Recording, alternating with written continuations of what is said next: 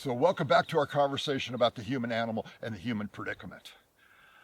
Today I would like to talk about the power of awe. And you've probably had this experience yourself. Maybe you've been to the rim of the Grand Canyon. Maybe you've been to Yosemite Valley and looked up at El Capitan. Maybe you've been out in the ocean in a small boat. Or maybe you've looked up at the night sky on a summer evening and seen the depths of the Milky Way. And all of these things strike us as significant experiences in our lives. But it goes even deeper than that. Because modern research shows that having a sense of awe is actually really beneficial for our bodies and our health. And not only that, it also seems to inspire big picture thinking and a pro-social attitude. So awe is a really good thing for us. Now think about history, think about human history, and think about the amount of awe that you would have experienced on a daily basis. Because you would have lived outdoors, and you would have seen every sunrise and every sunset. In the afternoon, you would have seen thunderstorms all across the grassland. And at night, you would have seen a sky that was crystal clear with no light pollution at all. Every day, you would have had that experience of awe. Every day, you would have felt small and humble in the face of nature. But what do we have today? Most of us live in cities, and most of us live indoors.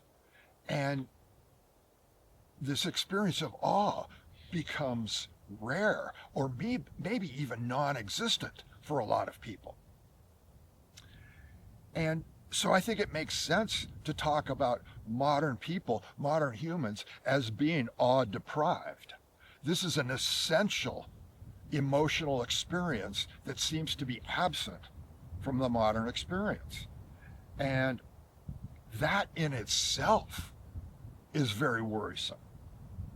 Because when we take away awe, certain other features of the human experience begin to grow. We become more narcissistic, we become more self-centered, we're more interested in human supremacy over nature.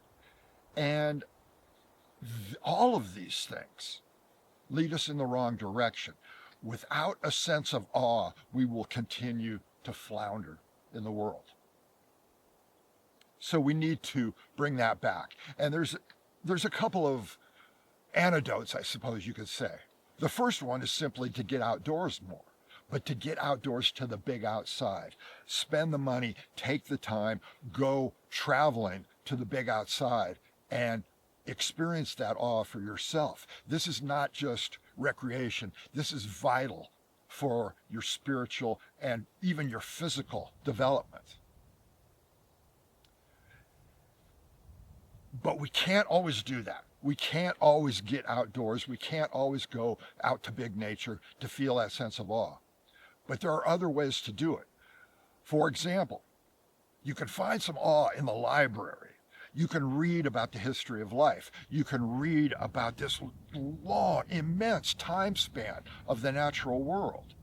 And you can read about the detail and sophistication of the human body.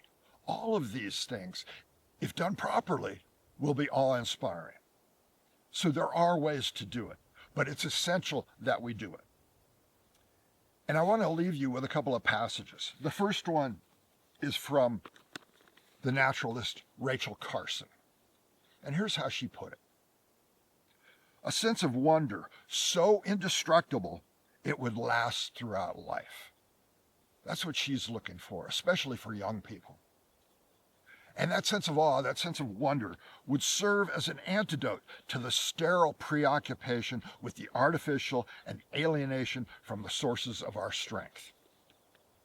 In other words, here in the modern world, we're looking for awe in the wrong places. We're looking for awe in our devices and on our screens.